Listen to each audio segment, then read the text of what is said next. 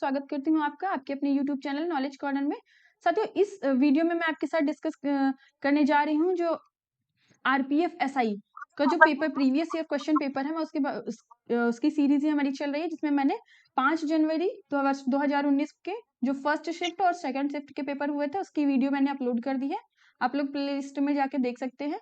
और ये जो 5 जनवरी 2019 को आरपीएफ एसआई का जो पेपर हुआ था उसकी थर्ड शिफ्ट के जीके जीएस के क्वेश्चन के बारे में इसमें वीडियो में मैं आपके साथ डिस्कस करूंगी, वो भी डिटेल के साथ। तो साथियों, आप लोग वीडियो के साथ बने रहिए और वीडियो को स्टार्ट करने से पहले प्लीज आप लोग चैनल को लाइक एंड सब्सक्राइब जरूर करें। तो साथियों, जैसा कि आप लोग देख पा रहे होंगे, ये यहाँ पे दिया हुआ सिलेबस, यानी कि यहाँ पे दिया है कि किस किस पोर्शन से किस किस कितने कितने क्वेश्चन आ रहे हैं। तो आप पे आप देख पा रहे होंगे कि जीके जीएस और करंट से आपके टोटल 50 क्वेश्चंस आ रहे हैं, जो कि एक बहुत ही बड़ा पोर्शन कवर कर रहा है। और रीजनिंग से 35 क्वेश्चन और आपके मैथ से भी 35 क्वेश्चंस आ रहे हैं। तो टोटल मिला के आपके 120 क्वेश्चन आ रहे हैं, जिसमें से 50 मार्क्स सिर्फ जीके जीएस से ही आ रहे हैं। तो एक बहुत बड़ा पोर्शन कवर कर रहा है इसके लिए।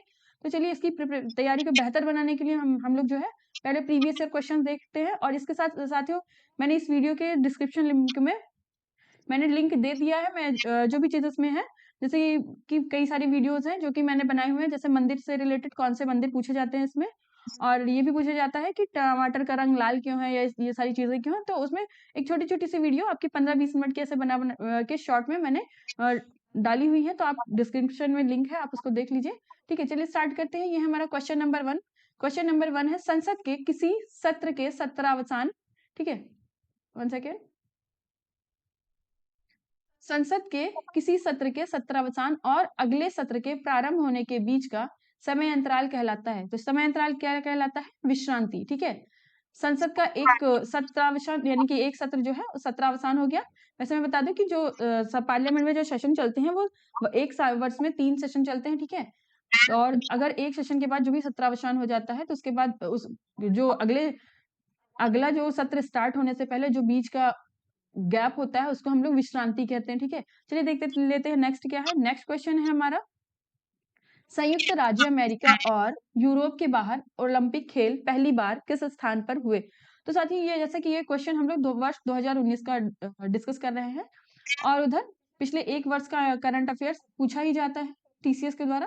तो ये क्वेश्चन, ये पेपर जो है वो जनवरी 2019 में हुआ था। तो जो 2018 में ओलंपिक्स गेम हुए थे, तो उस टाइम ओलंपिक्स गेम के ऊपर ये जो है आपका स्ट्रैटेजी के से क्वेश्चन पूछा गया था कि संयुक्त राज्य अमेरिका और यूरोप के बाहर ओलंपिक खेल पहली बार किस स्थान पर हुए थे? तो वह स्थान हो जाता है मेलबर्न। और साथियों, आप ये वर्ष 2024 चल रहा है, अभी हम लोगों ने भी देखा कि अभी ओलंपिक गेम्स जो है वो पेरिस में हुए हैं। पेरिस फ्रांस की राजधानी है। ठीक है, और पेरिस में हुए हैं। आप लोग यहाँ पे देख भी पा रहे होंगे कि इन लोगों को दिया हुआ है पेरिस में, जो वर्ष 2024 में ओलंपिक हुए हैं। ठीक है, तो आप लोग ये भी ध्यान रखिएगा कि अभी कहाँ हुए हैं। और नेक्स्ट क्वेश्चन है हमारा, भारत की जनगणना कितने वर्षों के अंतराल पर की जाती है? तो भारत की जनगणना जो है वो 10 वर्षों के अंतराल पर की जाती है, ध्यान रखिएगा। नेक्स्ट क्वेश्चन है हमारा, क्वेश्चन नंबर 4, दूसरा सबसे बड़ा प्राणी संघ कौन सा है? तो ये आपका जो है बायो के क्वेश्चन है। तो देख लीजिए, दूसरा सबसे बड़ा प्राणी संघ कौन सा है? तो दूसरा सबसे बड़ा प्राणी संघ है आपका मोलस्का। आप देख पा रहे होंगे मोलस्का, इसमें ये आता है पाइला ऑक्टोपस। आप ध्यान रखिएगा, अगर आपसे पूछ लेता है एग्जाम्पल में कि कौन से हैं जो कि मोलस्का में आते हैं, तो यहाँ पे आप देख पा रहे हैं कि ये पाइला है, ऑक्टोपस है, ऐसे भी और भी हैं, आप देख लीजिएगा। और इसमें अगर हम, ये तो दूसरा सबसे बड़ा प्राणी संघ है, अगर पूछे सबसे पहला जो है सबसे बड़ा प्राणी संघ कौन आता है, जो कि फर्स्ट नंबर पे आता है, तो वहां पे वो हो जाता है आर्थ्रोपोडा। क्या हो जाता है? आर्थ्रोपोडा, ध्यान रखिएगा आप लोग, आर्थ्रोपोडा हो जाता है। आर्थ्रोपोडा में ये सारे देख पा रहे होंगे कि आप जो है कीड़े मकोड़े सारी चीजें आती है। तो सबसे ज्यादा तो वैसे भी नंबर्स इन्हीं के हैं, बहुत सारी प्रजातियां इनमें। तो सबसे बड़ा प्राणी संघ कौन सा हो जाता है आपका? आर्थ्रोपोडा। और सेकंड नंबर पे क्वेश्चन में पूछा गया, तो सेकंड नंबर पे है आपका मोलस्का। ठीक है, और साथ ही अगर हम ये बात करें एनेलिडा में क्या आता है, तो एनेलिडा में आपका रेंगने वाले जीव, जैसे कि इसमें आ जाते हैं केंचुआ और एस्कैरिस। ठीक है, तो ध्यान रखिएगा। नेक्स्ट है हमारा, लोकसभा स्पीकर और उपसभापति यानी कि डिप्टी स्पीकर के पदों का सृजन किस वर्ष हुआ? यानी कि इनके जो पार्लियामेंट में है उनमें लोकसभा अध्यक्ष, लोकसभा में जो पीठासीन होते हैं उन्हें स्पीकर होते हैं, उन्हें अध्यक्ष बोला जाता है। और जो है लोकसभा के उपसभापति यानी कि डिप्टी स्पीकर, दोनों के पदों का सृजन कब हुआ? तो ये इनके पदों का सृजन हुआ वर्ष 1921 में। ये अंग्रेजों के टाइम हुआ था वर्ष 1921 में, तो ध्यान रखिएगा। साथियों ये एक आप लोग ये जो है इसको वन लीनियर फॉर्म में नोट कर सकते हैं। जैसे कि दूसरा सबसे बड़ा प्राणी संघ कौन सा है, तो आप यहाँ पे डैश करके मोलस्का नोट कर लीजिए। इसी के नीचे जो है आप कुछ इंपॉर्टेंट चीजें जैसे इसमें डाल दीजिए पाइला ऑक्टोपस, ठीक है। और अगर दूसरा पूछा है तो सबसे पहला भी पूछ सकता है कि पहला कौन सा है, तो आप यहाँ पे पहला जो है पहला भी डाल दीजिए कि पहले में जो है पहला सबसे बड़ा प्राणी संघ कौन सा आता है, आर्थ्रोपोडा। और अगर एनेलिडा की बात, इसमें कौन कौन से आते हैं आप डाल सकते हैं इसमें ये सारे। और अगर आपसे एनेलिडा में डाल दीजिए आप लोग कि एनेलिडा में मतलब क्या क्या चीजें आती है, तो ऐसे आप इसको वन लीनियर फॉर्म में नोट डाउन कर लेंगे। तो मैं जो है डिस्कस कर रही हूँ, मैंने फर्स्ट शिफ्ट का डिस्कस किया है, सेकंड शिफ्ट का। तो उसमें फर्स्ट शिफ्ट में 50 क्वेश्चन हो गए, सेकंड शिफ्ट में 50 क्वेश्चन, और ये थर्ड शिफ्ट में भी आपके ये टोटल 50 क्वेश्चन है जिनको मैं डिस्कस कर रही हूँ। तो ऐसे आपको 150 क्वेश्चन की एक श्रृंखला आपके पास तैयार होगी जो कि प्रीवियस एग्जाम में पूछी गए हैं, ठीक है। और इनसे पूछने की संभावना बहुत ज्यादा बढ़ जाती है, बहुत ज्यादा होती है। इसी वजह से हम इसे सॉल्व भी करते हैं और हमें एक आइडिया लग जाता है कि कैसे क्वेश्चंस पूछे जा रहे हैं। तो इसलिए आप लोग नोट डाउन कर लीजिए। आपको किसी दूसरे चैनल या किसी जो भी बकवास चलिए किसी के पीछे भागने की जरूरत नहीं है। आप खुद से बेहतर बनाए अपनी तैयारी को, ठीक है। फीफा द्वारा विश्व फुटबॉल चैंपियनशिप का आयोजन पहली बार कहाँ किया गया, तो साथियों जो है फीफा द्वारा विश्व फुटबॉल चैंपियनशिप का आयोजन पहली बार कहाँ किया गया, तो फीफा कब खेला गया था सबसे पहली बार, जो है मोंटेवीडियो में। कहाँ पे, मोंटेवीडियो में। ध्यान रखिएगा, इसे नोट डाउन कर लीजिए कहाँ पे खेला गया था। ये भी आपका स्टैटिक जीके का ही क्वेश्चन है, मोंटेवीडियो में, ठीक है, जो कि करंट से रिलेटेड होता है। तो फीफा वर्ल्ड कप आपका 2022 में अगर पूछा जाए कहाँ खेला गया था, तो आप ध्यान रखेंगे कि कतर में हुआ था, ठीक है। 2022 का फीफा वर्ल्ड कप कहाँ हुआ था, कतर में। फीफा वर्ल्ड कप कतर 2022 में हुआ था। और अगर बात करें कि फीफा वर्ल्ड कप 2025 में, अभी आने वाले 2025 में, नेक्स्ट ईयर होंगे, अभी 2024 चल रहा है, तो वो जो है यूएसए में होगा। कहाँ पे होगा, यूएसए में होगा, ये भी ध्यान रखिएगा। चलिए देखते हैं नेक्स्ट क्या है। और हाँ साथियों ये भी ध्यान रखिएगा कि ये जो वर्ष 2022 में फीफा वर्ल्ड कप हुआ उसमें कौन जीता है, उसमें जीते हैं कौन सी टीम जीती है, तो वो अर्जेंटीना की टीम जीती है। आप ध्यान रखिएगा कि अर्जेंटीना की टीम जीती है वर्ष 2022 में। चलिए देखते हैं नेक्स्ट क्या है। नेक्स्ट है हमारा नाइट्रिल। आप लोग इसे वन लीनियर फॉर्म में करके नोट डाउन कर सकते हैं, ठीक है।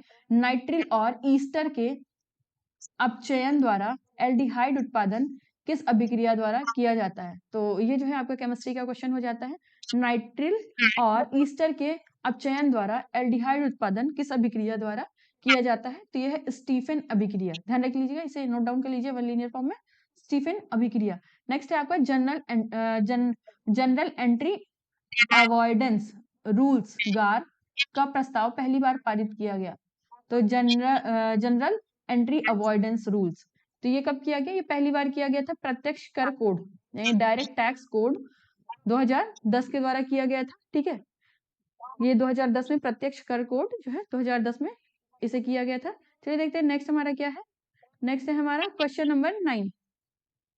क्वेश्चन नंबर 9 बहुत ही अच्छा है। ये है क्या है, इसमें राज्यसभा में राज्यों और केंद्र शासित प्रदेशों में सीटों का आवंटन किस अनुसूची के तहत किस अनुसूची के अंतर्गत आता है, तो ये पूछ रहा है कि राज्यसभा में और केंद्र शासित प्रदेशों में, यानी कि जो भी यूनियन टेरिटरीज हैं और जो भी स्टेट लेजिस्लेटिव है, इनमें जो है कैसे सीटों का आवंटन किस सूची के अंतर्गत किया गया है, तो ये है आपकी चौथी अनुसूची।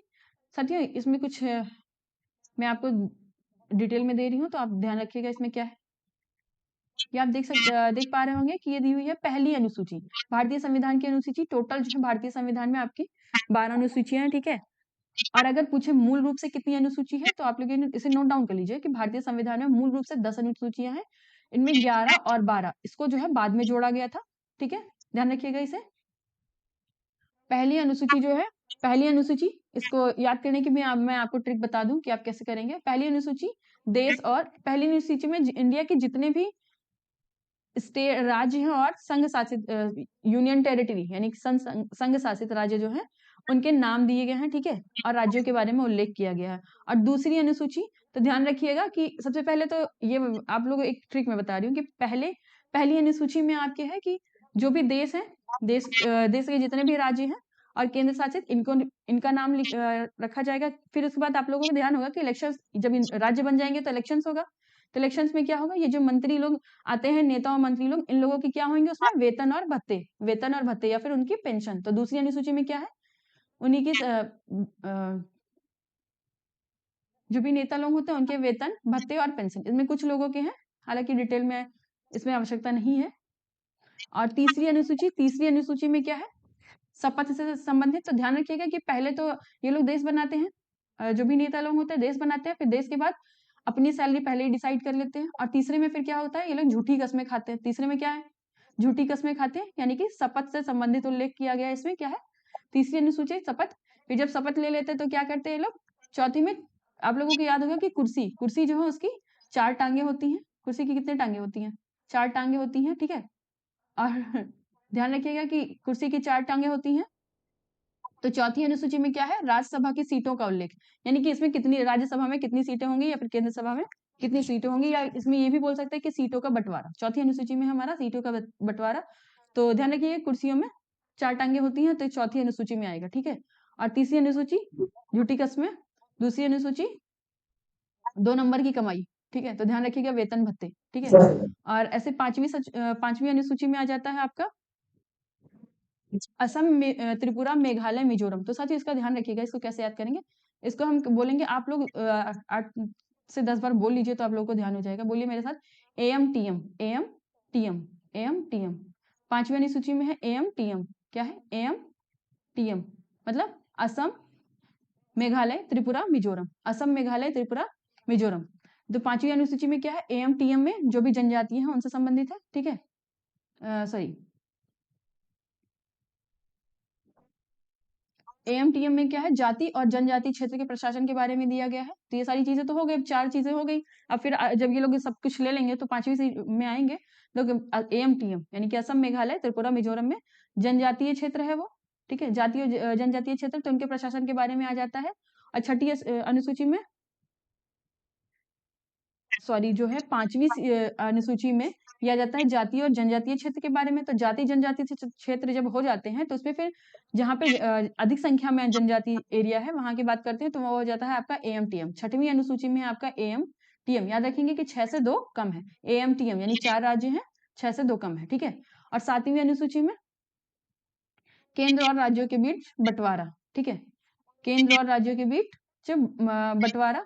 बाकी के आप ऐसे देख लीजिएगा। 8वीं अनुसूची ध्यान रखिएगा कि इसमें 22 भाषाओं का उल्लेख है। कई बार ये प्रश्न पूछा गया है, फर्स्ट शिफ्ट और सेकंड शिफ्ट में भी इससे संबंधित प्रश्न पूछे गए हैं, ठीक है। बाकी देख लेते हैं नेक्स्ट क्या है हमारा। तो नेक्स्ट है हमारा क्वेश्चन नंबर 10, सर्वोच्च न्यायालय किस अनुच्छेद के तहत रिट जारी कर सकता है। सर्वोच्च न्यायालय के तहत रिट जारी, तो सर्वोच्च न्यायालय जो है वो रिट जारी करता है अनुच्छेद 32 के तहत। अनुच्छेद 32 जो है फंडामेंटल राइट्स में आते हैं, ये हमारे मौलिक अधिकार में आते हैं, ध्यान रखिएगा, ठीक है। नेक्स्ट है हमारा क्वेश्चन नंबर 11। क्वेश्चन नंबर 11 है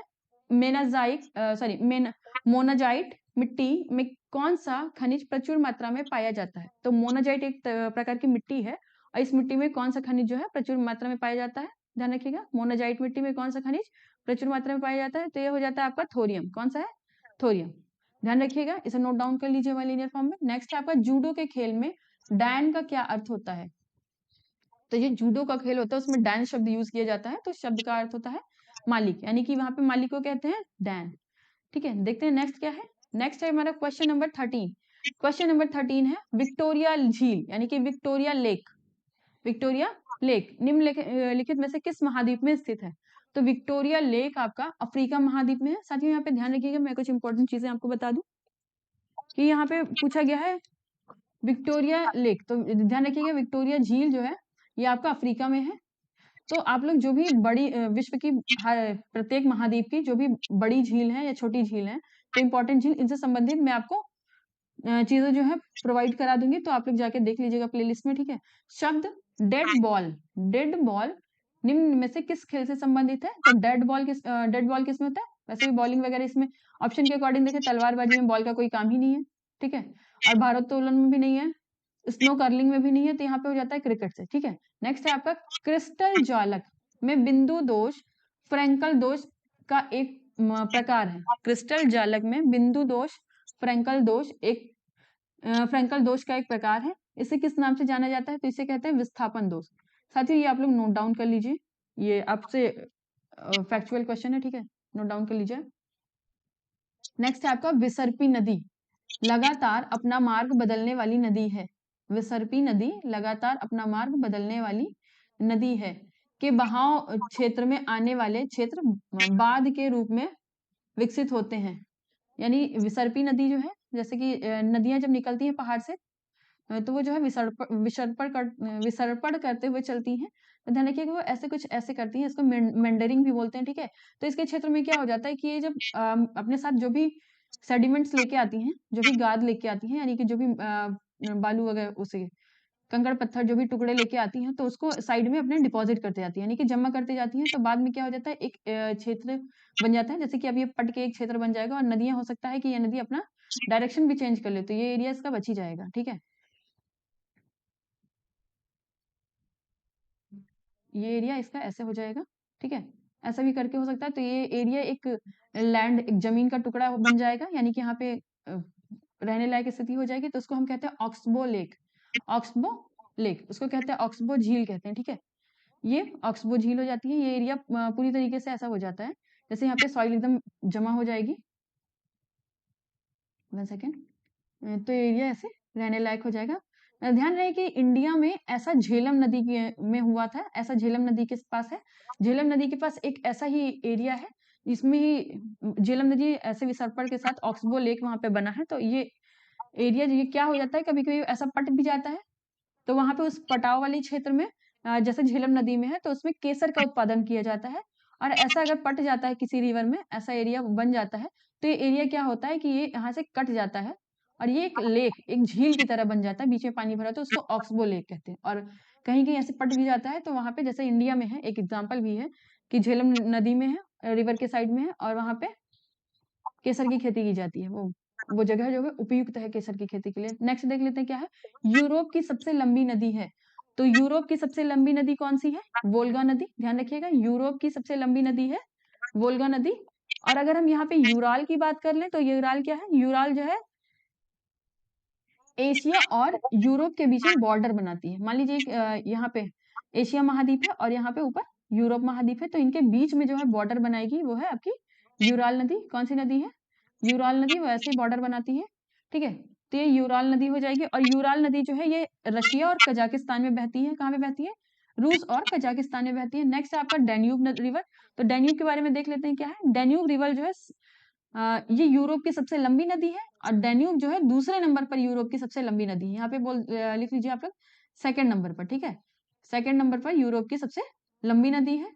और यहाँ पे नीपर की बात करें, तो नीपर जो है ये सब चौड़ी यहाँ की यूरोप की चौथी सबसे लंबी नदी है। कौन सी है चौथी सबसे लंबी नदी? अगर यूरोप की पहली सबसे लंबी नदी की बात करें, तो हो गई वोल्गा, और दूसरी से संबंधित है। तो साथियों, ये जो दक्षिण भारतीय भाषाएं हैं, दक्षिण भारत की भाषाएं, ठीक है, आप देख पा रहे हैं यहाँ पे दक्षिण भारत ऐसे जो प्रायद्वीपीय भारत है, ठीक है, इंडिया का के भारत का दक्षिण भाग, ठीक है। ये तो इधर साइड की जो भाषाएं हैं उसको बोला जाता है, ये किस भाषा समूह से संबंधित है? तो ये द्रविड़ द्रविड़ भाषा समूह से संबंधित है।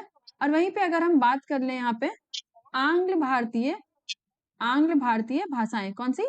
आंग्ल भारतीय भाषाएं। तो ये जो है आपकी इसमें क्या होता है? आंग्ल भारतीय भाषा, आंग्ल से शब्द से संबंध है कि ये जो अंग्रेज भारत में रहने वाले जो ब्रिटिश लोग, जो ब्रिटिश लोग इंडिया में आए थे, और वो इंडिया में ही रह गए, और उनसे जो उनके जो बच्चे हुए, ठीक है, और उनके जो बच्चे हुए, वो जो है भारतीय भाषा, वो भारत की और वहां की ब्रिटिश की दोनों लैंग्वेज को यूज करने लगे मिक्स करके, तो उसको बोला जाता है आंग्ल भारतीय भाषाएं, ठीक है। देखते हैं नेक्स्ट हमारा क्या है। नेक्स्ट है हमारा क्वेश्चन नंबर 19। तो क्वेश्चन नंबर 19 में है हमारा विनोबा भावे द्वारा शुरू किए गए भूदान ग्राम दान आंदोलन को और किस नाम से जाना जाता है? तो ध्यान रखिएगा क्या है, नोट डाउन कर लीजिए, भूदान ग्राम दान आंदोलन, ठीक है। तो ये है आपका भूदान ग्राम दान आंदोलन। ये संबंधित है रक्त रहित क्रांति से। किससे? रक्त रहित क्रांति से, ठीक है। और अगर बात करें यहाँ पे नागरिक क्रांति, तो नागरिक क्रांति जो 1857 की क्रांति हुई थी, ठीक है, 1857 की क्रांति को कई सारे इतिहासकारों ने उन्होंने नागरिक क्रांति भी इसे बताया है। 1857 की क्रांति को क्या बताया है? नागरिक क्रांति बताया है। अगर हरित क्रांति की बात करें, तो साथियों हरित क्रांति बहुत ही इंपॉर्टेंट है इस वर्ष के लिए, तो बहुत ज्यादा इंपॉर्टेंट है।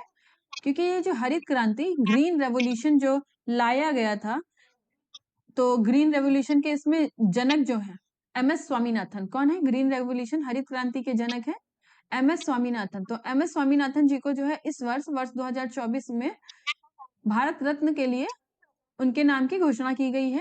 किसके लिए? भारत रत्न के लिए उनके नाम की डॉक्टर एम एस स्वामीनाथन को जो है भारत रत्न देने के लिए घोषणा की गई है। तो इससे संबंधित क्वेश्चन जो है पूछे जा सकते हैं। और ध्यान रखिएगा हरित क्रांति संबंधित किससे है? तो हरित क्रांति जो है कृषि उत्पादन बढ़ाने के लिए, ठीक है, कृषि उत्पादन बढ़ाने के लिए और जो खाद्य आपूर्ति है, यानी कि खाद्य सामानों की जो पूर्ति करने के लिए हरित क्रांति को लाया गया था। और हरित क्रांति को अगर बोले कब लागू किया गया था, तो ये 1960 में हरित क्रांति को लाया गया था। और इस हरित क्रांति के तहत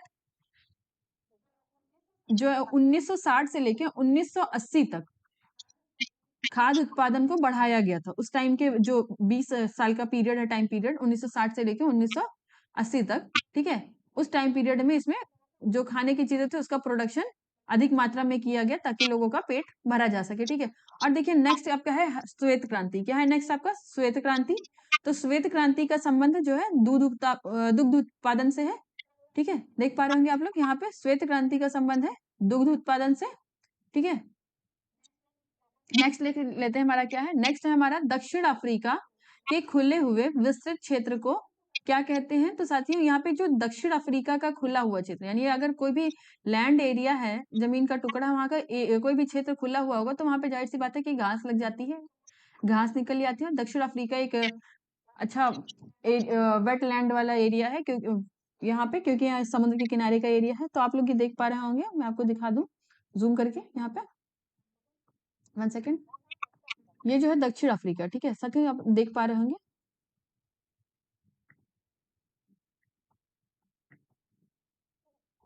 ठीक है, ये देख पा रहे हैं आपकी, ये है दक्षिण अफ्रीका। दक्षिण अफ्रीका आप यहाँ पे इस भाग में देखिए, ये है वेल्ड, यहाँ पे नाम लिखा हुआ है, ये दक्षिण अफ्रीका, यहाँ पे अफ्रीका कॉन्टिनेंट के इस भाग में है, ठीक है। तो दक्षिण अफ्रीका का जो भाग है, जो मैदानी भाग, जो भी खुला हुआ भाग है, वहां पे क्या है, उसको बोलते हैं वेल्ड। वहां पे किस टाइप की? वेल्ड। और यहाँ पे अगर साथियों हम बात करें तो आप इंडिया की लोकेशन देख पा रहे होंगे, वर्ल्ड मैप में इंडिया यहाँ पे है, ठीक है, ठीक। और अगर यहाँ पे ये है ऑस्ट्रेलिया, ध्यान से देखिए, ये है आपका ऑस्ट्रेलिया, वर्ल्ड मैप में ये है आपका ऑस्ट्रेलिया। तो साथियों ये जो ऑस्ट्रेलिया है,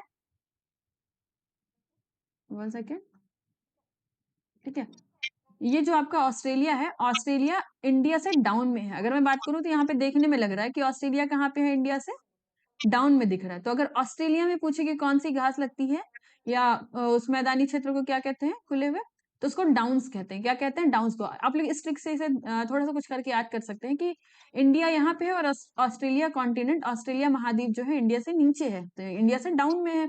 तो वहां पे कौन सी लगती है घास?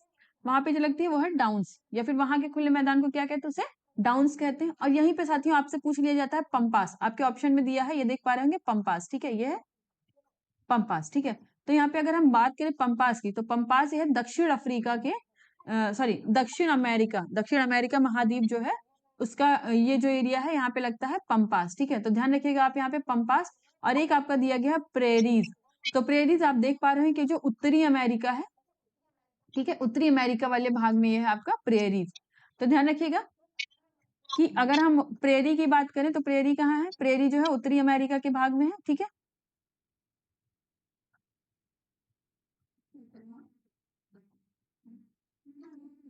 वन सेकेंड,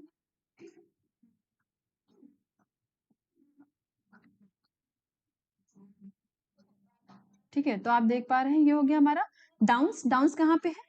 डाउन्स है हमारा ऑस्ट्रेलिया कॉन्टिनेंट में, आप लोगों ने देखा। और अगर वहीं पे बात करें वेल्ट्स, तो वेल्ट्स कहाँ पे है?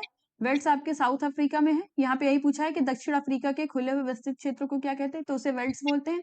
और अगर यहाँ पे देखें हम प्रेयरीज क्या है, तो प्रेयरी हमारी जो उत्तरी अमेरिका महाद्वीप में होता है, ठीक है।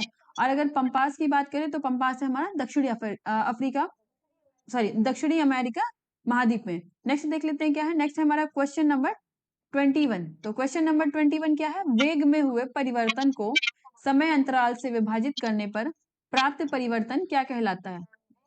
तो वेग में हुए परिवर्तन को अगर समय अंतराल से विभाजित कर देते हैं यानी डिवाइड कर देते हैं तो उसमें जो चेंजेस आते हैं उसे हम क्या कहते हैं? औसत त्वरण। क्या कहते हैं? औसत त्वरण। नेक्स्ट है आपका भक्ति आंदोलन। भक्ति आंदोलन में शैव संप्रदाय को क्या कहा जाता है? तो भक्ति आंदोलन में शैव संप्रदाय को नायनार कहा जाता है। क्या कहते हैं हम? नायनार कहते हैं। और साथ ही यहाँ पे अगर हम देखें बोधिसत्व तो यहाँ पे बोधिसत्व का जो है संबंध वो किससे है? बोधिसत्व का संबंध है आपका जो जो बुद्धा है, लॉर्ड बुद्धा, उनको ज्ञान प्राप्त हुआ था। एक बोधिसत्व पीपल का पेड़ है, उस पेड़ को बोला जाता है बोधिसत्व ट्री, वृक्ष, ठीक है? तो उस वृक्ष के नीचे प्राप्त हुआ था। तो ये बोधिसत्व का संबंध अगर हम कहें तो ये बौद्ध धर्म से है, ठीक है? चलिए देखते हैं नेक्स्ट क्या है। नेक्स्ट हमारा क्वेश्चन नंबर 23। तो क्वेश्चन नंबर 23 में है प्रसिद्ध पुस्तक किताबुल हिंद। प्रसिद्ध पुस्तक किताबुल हिंद किसकी रचना है? या फिर किसने लिखी थी? तो जो किताबुल हिंद है उसको लिखी थी अल बरूनी ने। किसने लिखी थी? अल बरूनी ने। ध्यान रखिएगा आप, प्रसिद्ध ये किताबुल हिंद अल बरूनी ने लिखी थी। तो चलिए देख लेते हैं यहाँ पे और जो दिए हुए हैं, अमीर खुसरो, अब्दुल रज्जाक, इन सबकी पुस्तक का क्या नाम है? तो अल बरूनी ने किताबुल हिंद पुस्तक लिखी थी। इसके साथ साथ इनकी और भी दूसरी फेमस बुक्स हैं जो कि पूछे जाते हैं एग्जाम में, तो आप लोग ध्यान रखिएगा इनका क्या है। एक तो किताबुल हिंद हो गई जैसा कि यहाँ पे दे रखा है, दूसरा है आपका तारीख अल हिंद। क्या है? तारीख अल हिंद। और उसके बाद एक और है तहकीक ए हिंद। 3 पुस्तक इनके ध्यान रखिएगा, 3 बुक्स के नाम अल बरूनी की किताबुल हिंद, दूसरा है तारीख अल हिंद और तीसरी है तहकीक ए हिंद। तीनों से क्वेश्चन पूछे जाते हैं। नेक्स्ट है आपका अमीर खुसरो। तो अमीर खुसरो के बारे में बहुत एक क्वेश्चन तो बहुत इंपॉर्टेंट है, पूछा जाता है कि अमीर खुसरो जो है एक म्यूजिक इंस्ट्रूमेंट यानी संगीत का एक इंस्ट्रूमेंट का इन्होंने आविष्कार किया गया था। तो वो कौन सी चीज है? तो वो है सितार। ध्यान रखिएगा अमीर खुसरो का जन्म भी उत्तर प्रदेश में हुआ था, ठीक है? उत्तर प्रदेश में हुआ और इन्होंने सितार की खोज की, इन्होंने सितार का आविष्कार किया, ठीक है? और इनसे संबंधित इनकी बुक्स के अगर नाम पूछ लिया जाए तो इनमें से सबसे एक तो बुक आती है तुगलकनामा। कौन सी? तुगलकनामा। इनकी बुक है तुगलकनामा और एक बुक है आईने सिकंदरी, ठीक है? ध्यान रखिएगा आईने सिकंदरी और तुगलकनामा मोस्ट ऑफ पूछी जाती हैं, ठीक है? बाकी तो और भी बुक्स हैं। नेक्स्ट है आपका यहाँ पे अब्दुल रजाक। अगर अब्दुल रजाक की बात करें तो इन्हें बोला जाता है अब्दुल रजाक समरकंदी। और हाँ, अमीर खुसरो को एक और नाम से भी बोला जाता है तूतीय हिंद। क्या बोला जाता है? तूतीय हिंद। तो ध्यान रखिएगा अमीर खुसरो से संबंधित ये क्वेश्चन पूछा जाता है तूतीय हिंद। और इन्होंने सितार की इंस्ट्रूमेंट जो सितार है उसकी खोज की थी। नेक्स्ट है आपका अब्दुल रजाक। तो अब्दुल रजाक को बोला जाता है समरकंदी। क्या बोला जाता है? समरकंदी। और इनकी बुक का नाम हम लोग देख लेते हैं क्या है। इनकी पुस्तक का नाम है मतला उस सदैन और एक है मजमा उल बहरीन। तो ध्यान रख पाए तो आप रख लीजिएगा। नेक्स्ट हम देख लेते हैं क्या है। नेक्स्ट है निम्नलिखित में से कौन सा देश इबेरिया प्रायद्वीप का एक अंग है? इबेरिया प्रायद्वीप। तो साथियों पहले मैं बता दूं कि आप लोगों को ये इबेरिया प्रायद्वीप होता क्या है। तो बेसिकली ये इबेरिया प्रायद्वीप जो है वो आपका जो वहां पे भूमध्य सागर है, ठीक है? जो भूमध्य सागर है यहाँ पे क्या होता है, यूरोप का दक्षिण पश्चिमी भाग, मान लीजिए ये यूरोप है तो यूरोप का ये एक तो दक्षिण भाग और यहाँ का पश्चिमी भाग, तो इस साइड का एरिया, ठीक है? दक्षिण पश्चिमी भाग में स्थित ये प्रायद्वीपीय भाग है। और ये क्या होता है, ये भूमध्य सागर और अटलांटिक, यहाँ पे भूमध्य सागर, अब मान लीजिए कि ये भूमध्य सागर है, ठीक है? मेडिटेरेनियन सी है, ये भूमध्य सागर हो गया। अब भूमध्य सागर और अटलांटिक महासागर हो गया, यहाँ पे भूमध्य सागर, इसके बीच का जो क्षेत्र है इसमें जो भी देश पड़ते हैं तो उनको हम बोलते हैं इबेरिया प्रायद्वीप। कौन सा देश बोलते हैं? इबेरिया प्रायद्वीप। और प्रायद्वीप का संबंध होता है वह भाग, किसी भी देश का वह भाग जो पानी से घिरा हुआ है 3 साइड से, उसे हम बोलते हैं प्रायद्वीप, ठीक है? तो इसे इबेरिया प्रायद्वीप कहते हैं। तो उसमें कौन कौन सा आता है? एक तो आपका स्पेन जो कि फेमस है, ध्यान रखिएगा स्पेन आता है, और दूसरा पुर्तगाल भी आता है। ध्यान रखिएगा यहाँ पे पुर्तगाल भी आप लोग वन लीनियर फॉर्म में करके इसे नोट डाउन कर लीजिए, ठीक है? दोनों जगह है, पूछे जाते हैं। नेक्स्ट है आपका उपभोक्ता मूल्य सूचकांक किसके द्वारा जारी किया जाता है? तो उपभोक्ता मूल्य सूचकांक जो है वो केंद्रीय सांख्यिकी कार्यालय द्वारा जारी किया जाता है। ये वन लीनियर है, फैक्चुअल है, आप नोट डाउन कर लीजिए। नेक्स्ट है, देखते हैं क्या है। नेक्स्ट हमारा क्वेश्चन नंबर 26। तो क्वेश्चन नंबर 26 में क्या है आपका, देखते हैं। निम्नलिखित में से कौन सा उपकरण पास्कल के नियम पर आधारित है? तो यहाँ पे उपकरण का नाम पूछा है जो कि पास्कल के नियम पर आधारित है। तो पहले मैं बता दूं आपको कि पास्कल का नियम क्या होता है। पास्कल का नियम जो होता है वो लिक्विड पे लागू होता है, यानी कि किसी भी तरल पदार्थ पे लागू होता है। इसमें क्या होता है कि मान लीजिए ये कोई पाइप है, ठीक है, ये कोई पाइप है और इसमें कोई तरल पदार्थ भरा हुआ है, कोई तरल पदार्थ भरा हुआ है। तो अगर हम यहाँ पे इसमें फिल है, ठीक है, अगर हम यहाँ से इस पे प्रेशर लगाते हैं तो जो भी तरल पदार्थ भरा है वो ना यहीं पे सिर्फ प्रेशर इसका नहीं लगेगा, बल्कि जितने भी पार्ट हैं इसके पूरे तली में इसमें जो पूरा तरल पदार्थ भरा है सब में प्रेशर एक समान रूप से प्रेशर लगता है, यानी कि इस पे दबाव लगता है। इसी को पास्कल का नियम कहते हैं, ठीक है। तो इसमें पूछा गया है कि पास्कल के नियम पर आधारित है, तो क्या आधारित है इसमें?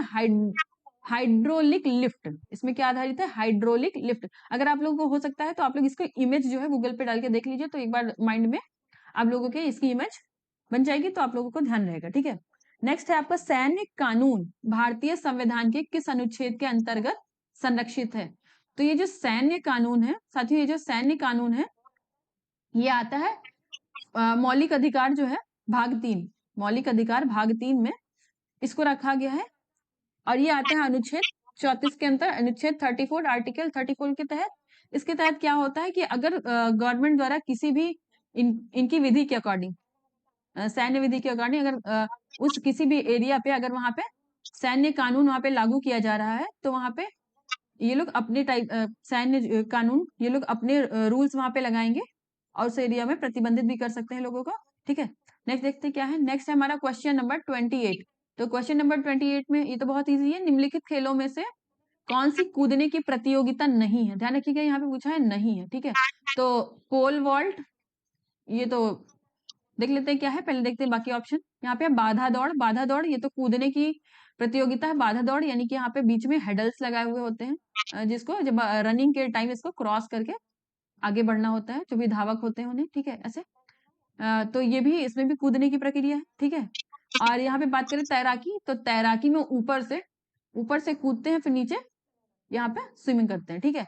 और यहाँ पे बात करें लघु दौड़, तो लघु दौड़ जो है इसमें कोई कूदने की प्रक्रिया नहीं होती, बल्कि इसमें सिर्फ दौड़ ही होती है, ठीक है। नेक्स्ट है हमारा क्या है, टेबल टेनिस। टेबल टेनिस के खेल में निम्नलिखित में से कौन सा कौशल संबंधित नहीं है? तो टेबल टेनिस में अगर आप लोगों ने कभी टेबल टेनिस का मैच दिया होगा तो उसमें आती है कि बॉल स्पिन कर रही है, ग्रिप भी आता है कि ग्रिप वगैरह कैसी है बॉल की, या फिर जो आप और स्ट्रोक भी इसमें आता है, लेकिन टी जो है इससे संबंधित नहीं है, इसके कौशल से संबंधित। नेक्स्ट है थोक मूल्य सूचकांक। थोक मूल्य सूचकांक यानी WPI किसके द्वारा प्रकाशित किया जाता है? तो जो WPI थोक मूल्य सूचकांक है ये वित्तीय सलाहकार कार्यालय द्वारा जारी किया जाता है। किसके द्वारा? वित्तीय सलाहकार कार्यालय द्वारा जारी किया जाता है। नेक्स्ट देख लेते हैं क्या है हमारा। नेक्स्ट है क्वेश्चन नंबर 31। तो क्वेश्चन नंबर 31 है आपका नीति निर्देशक सिद्धांत, यानी नीति निर्देशक तत्व जो है DPSP जो कि भाग 4 में दिए गए हैं, का लक्ष्य किस प्रकार के जनतंत्र की स्थापना करना है? नीति निर्देशक सिद्धांतों का लक्ष्य किस प्रकार के जनतंत्र की स्थापना करना है? तो ध्यान रखिए इसमें सामाजिक भी है और आर्थिक जनतंत्र भी है। इसमें क्या है, सामाजिक कल्याण भी दिया है लोगों का, ठीक है, किसी राज्य में रहने वाले लोगों का सामाजिक कल्याण और उनके आर्थिक कल्याण के भी बारे में बात की गई है। तो यहाँ पे हो जाएगा सामाजिक और आर्थिक जनतंत्र, ठीक है। नेक्स्ट है हमारा क्वेश्चन नंबर 32। इसमें दिया है निम्न में से भारत के किन 2 राज्यों में भूतापीय ऊर्जा से संबंधित प्रयोगात्मक परियोजनाएं स्थापित की गई हैं? तो ध्यान रखिए कि भारत में 2 राज्यों में भूतापीय ऊर्जा से संबंधित परियोजनाएं जो है चल रही हैं। यहाँ पे एक है हिमाचल प्रदेश में जो कि हाइड्रोलिटिक पावर से परियोजना चल रही है, और यहाँ पे एक है जम्मू एंड कश्मीर में, जम्मू कश्मीर के में है एक, और ये है हिमाचल प्रदेश में। तो साथियों ध्यान रखिएगा इससे संबंधित जो है मैंने एक वीडियो आपको बहुउद्देशीय परियोजनाओं पे डाली हुई है, तो आप लोग यहाँ पे प्लेलिस्ट में जाके देख लीजिए, ठीक है। इससे क्वेश्चन पूछे ही जाते हैं। नेक्स्ट है हमारा क्या है, घोड़े को दागने की प्रथा निम्नलिखित में से किसके द्वारा स्टार्ट की गई थी, शुरू की गई थी? तो यहाँ पे देख लीजिए क्या है, घोड़े को दागने की प्रथा, यानी कि घोड़े पर जो है मुहर लगा देते थे घोड़े के ऊपर, तो उसको में है अलाउद्दीन खिलजी। कौन है यहाँ पे? अलाउद्दीन खिलजी। नेक्स्ट है हमारा क्वेश्चन नंबर 34। क्वेश्चन नंबर 34 है संशोधित कैथोड किरण ट्यूब। संशोधित कैथोड किरण ट्यूब में धनावेशित कण कहलाते हैं। तो जो संशोधित कैथोड किरण ट्यूब है उसमें धनावेशित कण कहलाते हैं कैनाल किरणें। कौन सी क्या कहलाते हैं? कैनाल किरणें। तो इसको नोट डाउन कर लीजिए। नेक्स्ट आपका सिलसिला शब्द का संबंध किससे? तो साथियों ध्यान रखिए कि यहाँ पे दो धर्म से दो संबंध पूछे गए हैं। एक तो वहां पे शैव संप्रदाय का पूछा गया था और यहाँ पे सिलसिला शब्द का संबंध पूछा गया है। तो सिलसिला शब्द का संबंध जो है ये सूफी संप्रदाय से, किससे? सूफी संप्रदाय से है। नेक्स्ट देख लेते हैं क्या है। गोलाकार शेल के भीतर किसी कण पर लगने वाला गुरुत्वाकर्षण बल होता है। मान लीजिए ये कोई गोलाकार शेल है, ठीक है, इसके अंदर कोई भी कण है जिसपे गुरुत्वाकर्षण बल यानी कि ग्रेविटेशनल फोर्स लग रहा है, तो ये कितना होगा? ये हो जाएगा आपका 0 होता है, ठीक है, नोट डाउन कर लीजिए। नेक्स्ट देखते हैं क्या है। नेक्स्ट हमारा क्वेश्चन नंबर 37। यहाँ पे तने अथवा शाखाओं पर पत्तियों की व्यवस्था कहलाती है, यानी कि तने और शाखाएं जो भी होती हैं, ब्रांचेस और स्टेम, इसमें एक व्यवस्थित तरीके से जो है पत्तियां और पत्तियां और शाखाएं लगे होते हैं एक प्लांट में, तो उसे क्या कहते हैं? उसे कहते हैं फाइलोटैक्सी। क्या कहते हैं? फाइलोटैक्सी। यहाँ पे टैक्सी है ठीक है, और यह है फाइलोटैक्सी, ध्यान रखिएगा। नेक्स्ट है हमारा क्वेश्चन नंबर 38। यह मद्रास और बॉम्बे का विकेंद्रीकरण किस अधिनियम द्वारा किया गया? तो मद्रास और बॉम्बे ये अंग्रेजों के टाइम की ये चल रहा है 1800 के आसपास। तो ये 1800 में जो है 1861 की बात की जा रही है इसको, इसमें कि ये कब किया गया था? 1861 में अधिनियम। इसका जो है मद्रास और बॉम्बे जो प्रेसिडेंसी थी उसका विकेंद्रीकरण किस अधिनियम के द्वारा किया गया था? तो अधिनियम 1861 था, ठीक है। नेक्स्ट है वित्तीय क्षेत्र विकास परिषद यानी कि FSDC। वित्तीय क्षेत्र विकास परिषद FSDC की स्थापना निम्न में से किसको प्रतिस्थापित करने के लिए हुई? यानी कि किसको हटा के किया गया था? तो ये जो पूंजी बाजार पर उच्च स्तरीय कमेटी, पहले ये चलता था संस्था, ये चलती थी पूंजी बाजार पर उच्च स्तरीय कमेटी, इसको हटा के इसकी जगह पे क्या लाया गया? वित्तीय क्षेत्र विकास परिषद, ठीक है, ध्यान रखिएगा। नेक्स्ट है क्वेश्चन नंबर 40, ठीक है। 40 है करदाताओं पर उनकी संवहनीयता के अनुसार, करदाताओं पर उनकी संवहनीयता यानी कि जितना वो सहन कर सकते हैं के अनुसार लगने वाला प्रो पुअर गरीबी के हित में कौन सा टैक्स लगाया जाता है? यानी कि तो उसे बोलते हैं प्रगतिशीलन कराधान, ठीक है। क्या बोलते हैं? प्रगतिशीलन कराधान। और नेक्स्ट है देखते हैं 41 नंबर क्वेश्चन कौन सा है? ये है निम्न में से किस त्योहार को रंगों का त्योहार कहा जाता है? तो ये तो बहुत ही इजी प्रश्न है, किसे रंगों का त्योहार कहा जाता है? तो ये तो होली है, ठीक है। नेक्स्ट है राष्ट्रीय महिला आयोग की स्थापना किस वर्ष हुई? तो साथियों ध्यान रखिएगा कि राष्ट्रीय महिला आयोग की स्थापना वर्ष 1992 में हुई, 1992 में हुई, ध्यान रखिएगा। और यहाँ पे इससे भी संबंधित प्रश्न पिछली बारी जो शिफ्ट के क्वेश्चन मैंने डिस्कस किए उसमें पूछा गया था पिछला वर्ग आयोग के बारे में, ठीक है, OBC, तो उसके बारे में भी ध्यान रखिएगा, देख लीजिएगा। नेक्स्ट है क्वेश्चन नंबर 43। यहाँ पे निम्न में से किस नृत्य शैली को पूर्व की गाथा के रूप में जाना जाता है? पूर्व की गाथा, ठीक है, ध्यान रखिएगा कि पूर्व की गाथा के रूप में। आप लोगों ने शास्त्रीय नृत्य तो सारे पढ़े ही होंगे, लेकिन इसमें पूर्व की गाथा के नाम से पूछा जा रहा है। देख लीजिए क्वेश्चन को कैसे टर्न किया जा रहा है, घुमाया जा रहा है। तो यहाँ पे है कथकली, यहाँ पे है कथकली, ठीक है। तो साथियों ये लोग आप लोग जो है कमेंट बॉक्स में जरूर बताएं कि ये कथकली जो है किस राज्य का शास्त्रीय नृत्य है, ठीक है। नेक्स्ट है आपका मोहिनीअट्टम, कुचिपुड़ी और कथक। तो इसके भी जवाब आप लोग दे पाएंगे कि ये कहाँ से संबंधित है। तो मैं बता दूं ये कथक जो है ये उत्तर प्रदेश से संबंधित है। ये कहाँ पे होता है ये शास्त्रीय नृत्य? सॉरी, उत्तरी भारत में, नॉर्थ इंडिया में होता है, ठीक है। और अगर पूछे तो उत्तर प्रदेश में भी होता है, और इधर के आसपास जो बिहार इधर साइड है, इधर कथक को बोला जाता है। नेक्स्ट है आपका कुचिपुड़ी। तो कुचिपुड़ी कहाँ का है? कुचिपुड़ी है आंध्र प्रदेश का, ध्यान रखिएगा, कुचिपुड़ी है आंध्र प्रदेश का। और मोहिनीअट्टम की अगर हम बात करें तो मोहिनीअट्टम है केरल का। और साथियों इसका तो मैंने बोला ही है कि कथकली का आप लोग बताएं, ठीक है। नेक्स्ट है गोमबेटा की पारंपरिक कठपुतली का संबंध किस राज्य से है? ध्यान रखिएगा क्या पूछा गया है, गोमबेटा, ठीक है। गोमबेटा एक पारंपरिक कठपुतली बनाने की एक पारंपरिक शैली है, तो इसका संबंध किस राज्य से है? तो ये जो है इसका संबंध है कर्नाटक राज्य से। कहाँ से है साथियों? ध्यान रखिएगा कर्नाटक राज्य से। नेक्स्ट है हमारा क्वेश्चन नंबर 45। ये है बाल श्रम रोकथाम अधिनियम संशोधित 2016, यानी कि संशोधित करके 2016 के, ये पहले इसमें चलता था, अभी मैं बता रही हूँ कि इसमें 2016 के अनुसार किस आयु वर्ग तक के बच्चों के लिए श्रम पूर्णतः प्रतिबंधित है। पहले तो था कि जो 14 वर्ष तक के बच्चे हैं, ये जो है कारखानों वगैरह में जहाँ पे खतरनाक खतरा हो सकता है, उन कारखानों में बच्चे जो है 14 साल तक के बच्चे काम नहीं करेंगे, प्रतिबंधित किया गया था। लेकिन वर्ष 2016 तक इसको जो है संशोधित करके इसमें क्या कर दिया गया कि 14 वर्ष तक के बच्चे जो हैं, 1 से 14 वर्ष तक के बच्चे, इनको किसी भी तरह के जो भी कार्य हैं, श्रम जिनकी पूर्णतः जो है इन्हें प्रतिबंधित कर दिया गया है कि अभी कहीं पे भी इन्हें इनका अधिकार है पढ़ाई करने का और इन्हें शिक्षा दी जाए। ये पूर्णतः जो है श्रम कार्य के लिए प्रतिबंधित है, ठीक है? तो ये बाल श्रम रोकथाम अधिनियम 2016 के तहत इन्हें किया गया था, कहाँ तक? 14 वर्ष तक के, ध्यान रखिएगा। नेक्स्ट है क्वेश्चन नंबर 46, यानी कि क्वेश्चन नंबर 46। इसमें मानव शरीर में पाया जाने वाला कौन सा ऊतक सबसे कठोर, यानी सबसे कठोर होता है और अस्थिमय ऊतक होता है, यानी कि बोन से बना हुआ टिश्यू होता है, तो डायरेक्ट हो जाएगा आपका अस्थि, सीधे ही हो जाएगा यहाँ पे बोन्स, ठीक है। नेक्स्ट है द्वितीय पिछड़ी जाति आयोग की अध्यक्षता किसने की? साथियों अभी मैंने बताया था कि पिछड़ी जाति आयोग से क्वेश्चन पिछले भी दोनों शिफ्ट में पूछे गए थे और इस भी शिफ्ट में पूछा गया है, तो देख लीजिएगा कि पिछड़ी जाति आयोग की स्थापना कब की गई। अगर पिछड़ी जाति ही देखना है तो यहाँ पे आप SC ST को भी देख लीजिएगा, ठीक है। और यहाँ पे इससे ये पूछा गया था पिछली शिफ्ट में कि इसकी जो पहला इसके लिए आयोग बनाया गया था उसकी अध्यक्षता किसने की थी। अब यहाँ पे द्वितीय आयोग की पूछ रहा है, तो ये है BP मंडल, ध्यान रखिएगा क्या है, BP मंडल, नोट डाउन कर लीजिए। नेक्स्ट है आपका क्वेश्चन नंबर 48। क्वेश्चन नंबर 48 में है निम्नलिखित में से किस राज्य में स्थायी जंगल सर्वाधिक संख्या में है? तो साथियों जैसे कि ये प्रश्न पत्र जो है वो वर्ष 2019 का है, जो कि 2019 के जनवरी में पेपर हुआ था।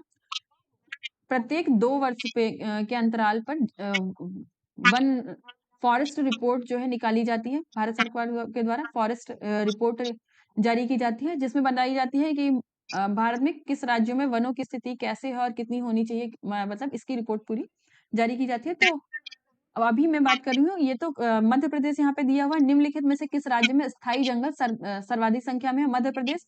और अभी तो कोई निकाली गई नहीं गई है वर्ष 2024 से हाल में, लेकिन अभी भी वर्ष 2021 में निकाली गई थी जो फॉरेस्ट रिपोर्ट, उसी की वही चल रही है। अगर कोई लेटेस्ट आती है तो आप लोग उसे देख लीजिएगा कि उसमें क्या है, ठीक है। तो इसके अकॉर्डिंग भी अभी यहाँ पे मध्य प्रदेश की है। और अगर पूछे कि कितना एरिया बोला गया है कि फॉरेस्ट कवर होना चाहिए किसी राज्य में अकॉर्डिंग टू द एरिया, तो वो है 33%। ध्यान रखिए कितना एरिया है, 33% क्षेत्रफल जो है वो फॉरेस्ट कवर किसी भी राज्य का होना चाहिए, ठीक है। नेक्स्ट है बहामनी राज्य, क्या है? बहामनी राज्य किसके शासन के तहत सर्वाधिक शक्तिशाली था?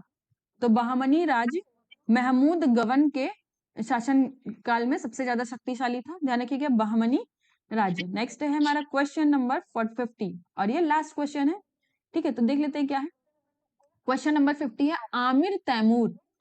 आमिर तैमूर ने दिल्ली पर किस वर्ष आक्रमण किया? तो आमिर तैमूर ने दिल्ली पर वर्ष 1398 वर्ष 1398 में जो है दिल्ली पर आक्रमण किया। इसे भी वन लीनियर फॉर्म में नोट डाउन कर लीजिए। तो साथियों ये वीडियो कैसी लगी आपको प्लीज कमेंट बॉक्स में जरूर कमेंट करके बताइए। और अगर आपको किसी भी टॉपिक से रिलेटेड वीडियो चाहिए तो आप प्लीज तो उसको जो है कमेंट बॉक्स में आप कमेंट करें ताकि मैं उस पर वीडियो प्रोवाइड करा पाऊँ। और प्लीज चैनल को लाइक एंड सब्सक्राइब जरूर करें। Thanks for watching.